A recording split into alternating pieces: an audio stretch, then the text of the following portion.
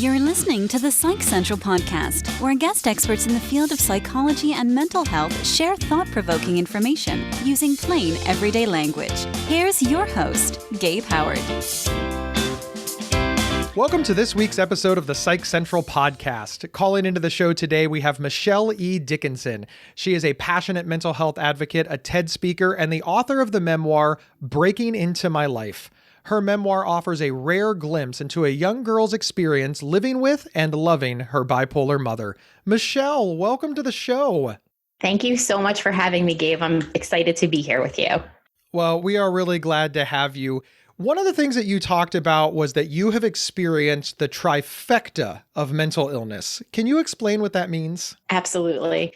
Yeah, I didn't set out to experience it, but that's sort of what happened. So I grew up loving and caring for my bipolar mother, and that experience shaped me into the woman that I've become today. It initiated me down the road of wanting to tell my story. So I gave a TED talk about my experience with my mom, but then it also had me write my memoir, Breaking Into My Life. So that was sort of where I thought it would all stop. I was adopted, so I didn't feel like I could have her bipolar disorder genetically. But then last year, I was experiencing a major life event, and I dealt with depression for the first time, really having me get that nobody is immune to mental illness. Simultaneously to that, for the past 2+ years, I worked for a Fortune 500 company where we built the fastest growing and largest mental health employee resource group to really eradicate the stigma in the workplace. So that's my trifecta and how I've been affected by mental illness. That is very thorough. Many people, they don't have one. They don't know anybody that lives with mental illness. They don't have any mental illness or mental health issues. And of course, they've never worked on any sort of advocacy level because they don't know that they need to. Yeah. So that's just a wealth of knowledge. Yeah. Do you feel that that's prepared you to be a better advocate, or is it just, this is the way it is? I truly do think it's prepared me. I didn't invite it, but yet when I was dealing with the depression and then having to navigate my day job with it, I feel like it all turns out that it's serving me. I got to observe what worked and what didn't work when it came to programs and efforts that we were doing in the company culture. And that prepared me as to what was effective and what wasn't in that specific space. I'm so passionate about wanting there to be inclusion for people with invisible disabilities that those experiences, I think, further ignited my desire to be an advocate. And no kidding, like my life's purpose is to make a difference in this space. Thank you so much for all the work that you do. Let's talk about your childhood and caring for your mother. You were a teenager, you were a minor, and you were caring for an adult. Can you talk about that a little bit? Yeah, sure. And it was my normal, so I didn't know any different. And it's just sort of like what you do, right? Life shows up and that's just, you navigate it. And then you look back and you go, wow, that was so different than most people. So my mom had bipolar probably from the age I was very, very young. Like I want to say 4, 6 years of age, really, really little. And I noticed that she was a little bit different. Like she would have these periodic moments of sadness, and then she'd have this mania, and it was like, hang on for the roller coaster. There were times she was hospitalized. She had shock therapy. She had all kinds of different treatments, medications, etc. But there were moments when she was just not sick enough to be hospitalized or well enough to be functioning. So she was very fragile. And those were the moments where I really did have to play the child caregiver. Like my father could not stay home from work. He was the breadwinner. So he would look at me and say, would you just stay home and be with her? Because she's crying. We need someone to look after her. She's just too fragile. So there was that. There was keeping it a secret at school. You didn't want anyone to really know that your mom was sick, right? Mental illness, even back then, was just so, people just would make fun, like, your mom's crazy. I would keep my friends away from the house. She was too volatile. Like she would act completely irrational. And then I'd have to explain it to my friends and then try to show up to school the next day and pretend like everything is normal. It was definitely hard, and then even as I got older, I didn't live at home, but I was still sort of under her thumb. Like she still always had a hold on me. As you know, being an advocate, What people don't know is amazing. It's absolutely astounding to me that we can be this disconnected from our own minds. And I say that knowing that when I was diagnosed with bipolar disorder, I had no idea there was anything wrong. And I think about my career trying to explain it as a 40-year-old. Here I am, I do this for a living. I think about this a lot, and I just have such a difficult time explaining this to other fully functioning, capable adults. Can you talk about what it was like at 10, 12, 15 years old to explain this to other 10, 12, and 15-year-olds? Yeah. So there was a lot of embarrassment and shame having a mom that was completely different than my girlfriend's moms, right? I go to their homes and their mom would be loving, caring, nurturing, not irrational, completely stable. So I didn't realize that until that contrast was there. And because there was shame and embarrassment, I didn't talk about it. So I wasn't telling the 10 and 12-year-olds what life at home was like. I was embarrassed and I was ashamed. It wasn't until I actually went to my Catholic youth group and found myself on a retreat weekend where I felt safe enough to share what I was experiencing at home. And I did it under the guise of a conversation that went like this. You never know what someone's dealing with outside of school. You never know what they're dealing with at home. Just be nice. And that was my message. And then I shared with them, because I have a mom who's not well at home, and I don't share that. But when you're nice to me in school, that makes all the difference for me because it's hard at home. And when I had the ability to share that openly with the kids in the youth group at that retreat, it was like a boulder was lifted from my shoulders and I could just be me. And then all these kids got it and they understood. They understood enough. They didn't need to know the gory details. I didn't get into the details. I just said, she's so sad sometimes and there's nothing I can do. And it was met with just such love and compassion and support that these people became my tribe. When was the first time you actually said to somebody, my mother has bipolar disorder? Probably when I started to understand the terminology, I would say later in high school. I started to understand it because then at that point, my dad and I were strategizing on, okay, so maybe she needs a new med. Maybe she needs to see a different doctor. The medication's not working. Is it that the medication's not working or is she not taking it? So I would strategize with my dad and we would talk about different types of care. And I got really aware of what her illness was so that I could help him. And we would have these conversations. He'd drive me to school and we'd strategize about, okay, what's next for mom? What are we going to do? She's not well. There was nothing you could do.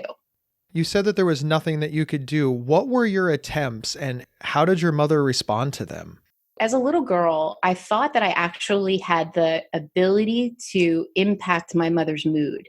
That was a false reality, right? But I grew up thinking if I was just a good little girl, she wouldn't get mad at me. If I was just a happy little girl, I could get her out of her sadness. There was a time that I write about in the book where I came home from school and she was crying. And I remember sitting on the ottoman and making jokes and trying to make her laugh and telling her silly stories about my Spanish teacher and what she said to me and Marco. And I tried so hard to make her laugh and she just wouldn't laugh. And I think that had the greatest impact because the mania was Disney. The mania was fun. I mean, we would go on shopping sprees and she would treat me like the loving daughter. I'd have this snapshot of like a happy mom and I savored it. It was hard. It was really hard to just watch her cry, and then I had a father, God bless him, did the best he could, but he was even naive to the illness because he would be the one to say, stop acting out. You're the one that's going to cause her to get upset. Or he would say to her, snap out of it. And those are the signs where you're just like, he really didn't understand it.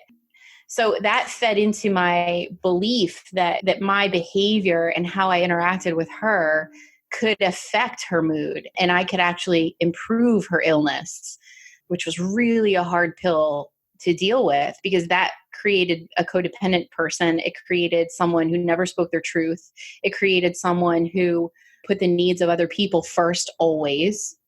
Yeah, it shaped me. It literally shaped me. Everything that you've just described is not unusual for adults to say about other adults. I talk to 40-year-olds who are working with their adult children.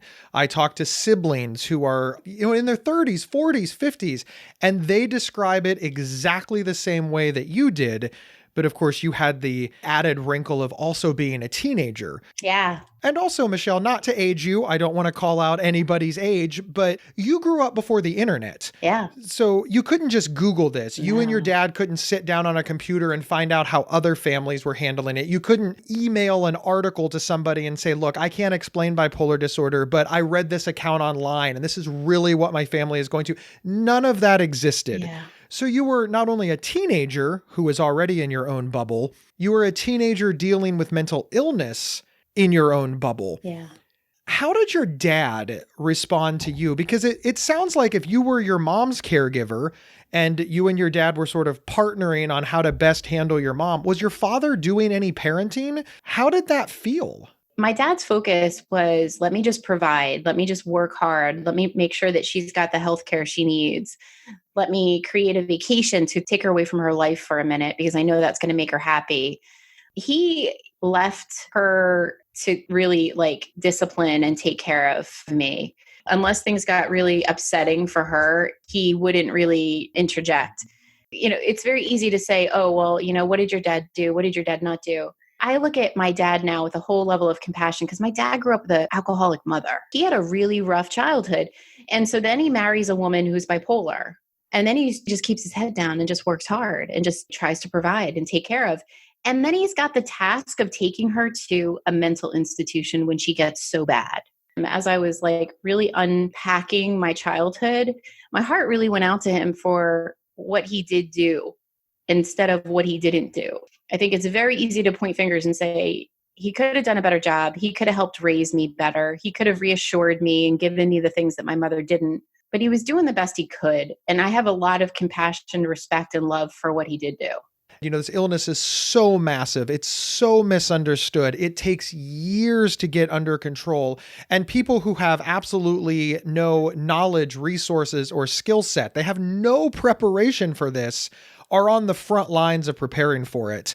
This is our system, and I don't think people believe us. Yeah. What do you have to say to that? Because there is always that great success story. And everybody says, oh, see, it's not so bad. There's this person, there's this person, there's this person. But sadly, we know how few and far between those stories are.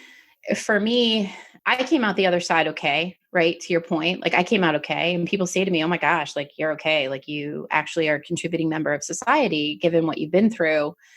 Going back to what you said about the internet and information and conversations that are happening and celebrities that are talking and speaking out, I think we're coming into a space now where there's more capacity to be connected so people don't have to be isolated in navigating this anymore. It's a beautiful thing when I find out a 15-year-old girl has read my book, has a bipolar mom, and reaches out to me to tell me, you give me hope that I'm going to be okay. So I think that more people talking about it, more resources, communities becoming stigma-free communities, celebrities openly disclosing that they went to a mental institution to get help. I want to focus on the positive because I think that there's so much good that's happening and we're just getting momentum. And I think that we're not going to have as many instances as what I dealt with because we're in a different time and where people are really ready to talk about it more so. We're not fully there yet because there's still a lot that don't, but I want to really focus on the fact that we've come so far and we're going to go further.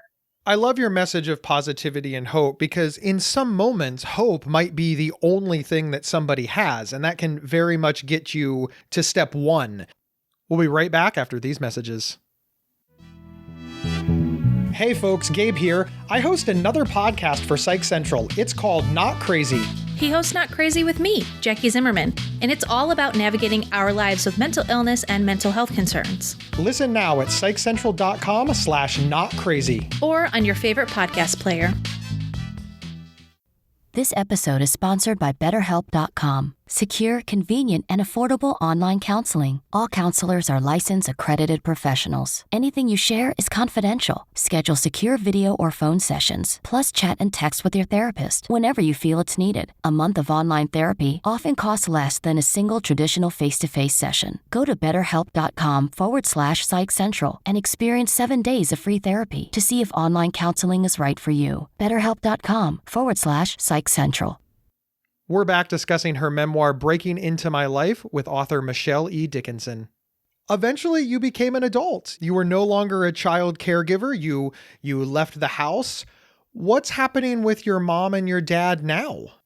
My mom and my dad have passed away. And when my mom I'm so passed sorry. away, thank you. When my mom passed away, it actually gave me the freedom to write her story because remember, I still believed until I was in my 20s that what I did, said, or acted impacted her well-being. So there's no way I was writing the story at all until she was no longer here. So I had the freedom to write the story at that point.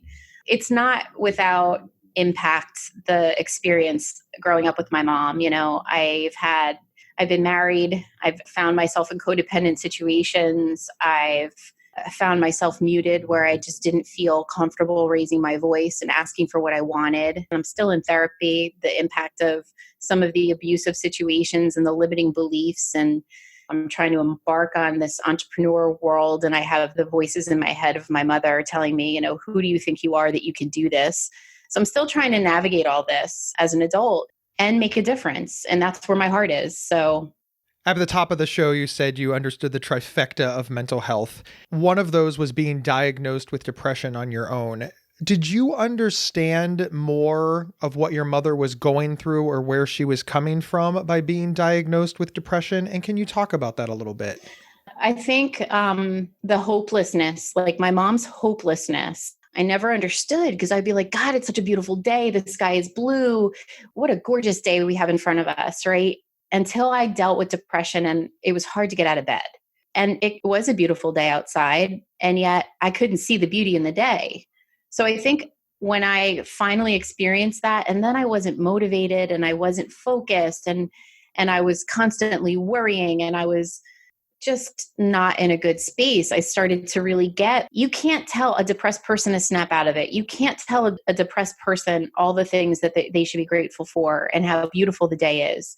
You can't do that. They have to feel what they feel and navigate it and deal with it and get the therapy themselves and work out whatever they need to do to just try to get back to normal, just get back to, you know, an even state. Yeah, like the hopelessness was definitely something I remember going, God, that's what it was like for her. But with bipolar, it was a constant roller coaster of that and that hopelessness. And there was nothing anyone could say to me to help me be more upbeat, except for my therapist who would walk me through some situations and guide me. But there's nothing anyone can really say to you. And I think that there comes a level of compassion that shows up when you know there are people around you dealing with depression. The pep talk might not be the way to go. The ear might be the way to go. I love what you said there about when you experienced it, you understood it more. I do think that, man, as somebody who lives with bipolar myself, I kind of wish that I could lock somebody in a room and give them all the symptoms in a 24-hour period and then release them into the wild and just watch how kind and considerate and understanding and patient they become. So obviously I'm sorry that you have depression. Nobody wants to have depression. But it got you the trifecta. It did. Yeah. Let's talk briefly about the third part, because that's the advocacy part. And I love the advocacy part so much because, you understand it, and that's fantastic. Michelle understands, but you're helping create many more Michelles. And you've gone into the workplace and mental health challenges and issues crop up at work all the time. You started the largest corporate mental health movement. Yeah. So at the time that I had released my book, the company was really starting to get connected to the importance of creating a culture of inclusion for people with invisible disability. That really is the last piece of inclusion when you think about diversity and inclusion in the workplace. If we can accommodate a physically disabled person with a wheelchair ramp, we should be accommodating someone with a mental illness. But the challenge is we have so many people who don't feel like that's something they ever want to disclose at work. They put their game face on, they go to work, they are dealing with what they're dealing with. And then the additional stress and strain of having to conceal that in the workplace just compounds their mental illness. So when I was at my Fortune 500 company, my book was released. I was using my book to initiate conversations. Well, let me tell you my story. Let me tell you my experience. Let me humanize mental health for you. If you have no relationship to it, I want you to understand what it's like. So maybe maybe you don't feed into what the media portrays as mental illness, and you start to understand it a little bit better and not fear it, and maybe cause a conversation that wasn't going to happen as well. So I was part of a team that initiated the largest mental health employee resource group. And it was so cool to watch that when you kind of like build it, people will come, right? People started to come out of the shadows and go, wow, I want a stigma-free environment. I want my people in my immediate department to feel comfortable that if they're dealing with something, they share it and they know that they'll get the empathy and the support that they deserve. So it was incredible. It was really incredible to just see so many people. You don't realize how many people are either serving as a caregiver, have dealt with it themselves, or just genuinely have compassion for others who they've witnessed having to deal with it. So it was a great experience. I mean, 2,000 employees across the globe joined. It was incredible. Groups were having conversations, roundtable discussions. TED Talks were happening around their experience with a loved one who maybe dealt with depression, PTSD, attempted suicide, whatever it is. Those were conversation initiators. And it helped employees not feel isolated and be like, oh, I see myself in that story. Let's have a conversation. So it's powerful when you can create a resource group within your company that aligns people with something that is so taboo to talk about, but at least you have a core group of people talking about it.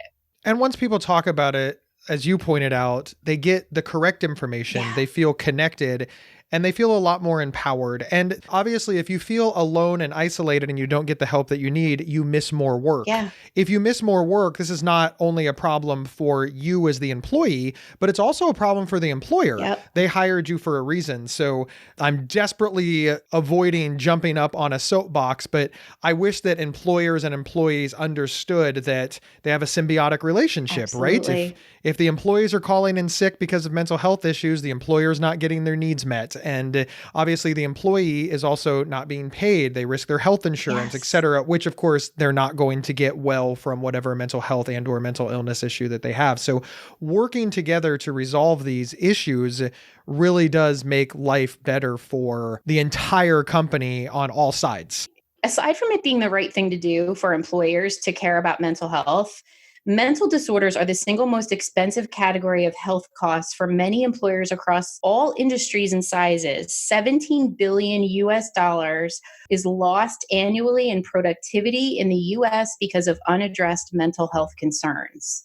There's a disability expense that every company has. It's whether or not they choose to look at what the percentage of that is mental health. When you lie and say, I'm going to go because I have a stomach ache, I'm going to take off of work. There's so much that could be done proactively to prevent people from checking out and just not being the best they can be in their job. So it's time we meet employees where they are. I love that. I am glad that you were here. I appreciate having you. Where can folks find you and where can folks find your book? Sure. So you want to go to my website? I would love to hear from people. I love hearing from people. It's Michelle with 2 L's, E for Elizabeth, Dickinson, DICKINSON.com. That's my website. You can learn about my programs that I bring to corporations, my children's well-being program, other services that I offer. And then you can also get my book on that page as well through Barnes & Noble or Amazon. Wonderful. Thank you so much for being here. We really appreciated having you. Thank you for having me, Gabe. You're welcome. And listen up, everybody. We have our own Facebook group. All you need to do is join, and you can find it by going to psychcentral.com/FB show. That's psychcentral.com/FB show. And remember, you can get 1 week of convenient, affordable, private online counseling anytime, anywhere, simply by visiting betterhelp.com/psychcentral. You'll also support our sponsor, and we love that. We'll see everyone next week. You've been listening to the Psych Central podcast. Want your audience to be wowed at your next event? Feature an appearance and live recording of the Psych Central podcast right from your stage. For more details or to book an event, please email us at show@psychcentral.com. Previous episodes can be found at psychcentral.com/show or on your favorite podcast player. Psych Central is the internet's oldest and largest independent mental health website, run by mental health professionals. Overseen by Dr. John Grohall, Psych Central offers trusted resources and quizzes to help answer your questions about mental health, personality, psychotherapy, and more. Please visit us today at psychcentral.com. To learn more about our host, Gabe Howard, please visit his website at gabehoward.com. Thank you for listening, and please share with your friends, family, and followers.